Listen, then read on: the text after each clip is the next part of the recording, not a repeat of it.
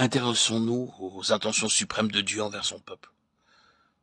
Intentions qui se réalisent dans les 144 000 du chapitre 14 de l'Apocalypse. Il chantait un cantique nouveau devant le trône et devant les 4 êtres vivants et les vieillards.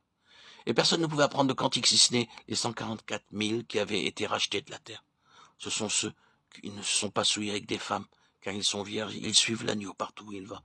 Ils ont été rachetés d'entre les hommes comme des prémices pour Dieu et pour l'agneau. Et dans leur bouche, il ne s'est point trouvé de mensonge, car ils sont irréprochables. Apocalypse 14, 1, 5.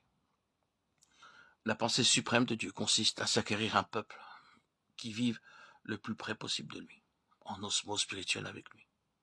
Cette question de position, de disposition, de distinction et d'héritage est d'ordre spirituel. Mettez de côté vos notions de géographie. Point n'est besoin de se tourmenter pour savoir où se trouve le ciel. Nous pourrions passer le restant de nos jours à essayer de le localiser et cela ne mènerait nulle part. D'aucuns ont tenté de nous dire sur quelle planète se trouvait le ciel, mais personne n'a pu confirmer la véracité de ces dires.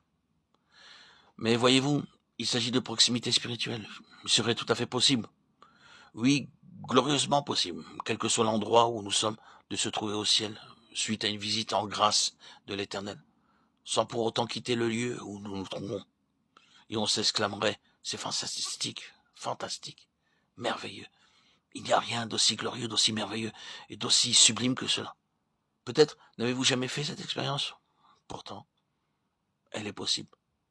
Une fois débarrassé de toute cette atmosphère, cette présence et cette influence du royaume de la mort, nous n'avons pas besoin de nous soucier de la topographie des lieux. Nous aurions sans doute un avant-goût de la gloire de Dieu, même dans les circonstances présentes et dans la scène qui nous occupe. Tout compte fait, ce qui importe, ce n'est pas d'aller quelque part, mais d'être quelque chose. Ce n'est pas à dire que nous n'irons pas au ciel, mais qu'en tout premier, l'endroit où nous serons, au sens littéral du terme, importera peu. L'essence même du ciel, c'est d'être dans un certain état. Et les cieux des cieux, l'endroit le plus élevé, le plus glorieux, se trouve là, où Dieu obtient entière satisfaction dans une vie. Rien ne peut surpasser le fait de savoir que l'être divin est comblé dans une vie, qu'il a obtenu ce que son cœur désirait. Et j'ose dire que ceci peut, dans une certaine mesure, être mis à l'épreuve tout au long de notre pèlerinage terrestre.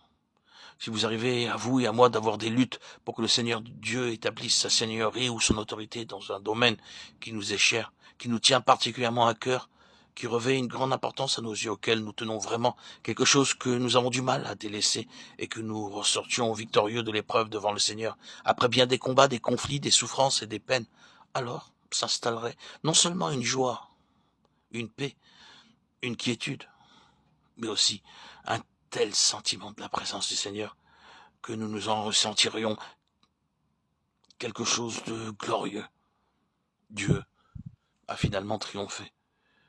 Et une fois que nous avons cédé au Seigneur, un rayon de gloire vient illuminer notre cœur.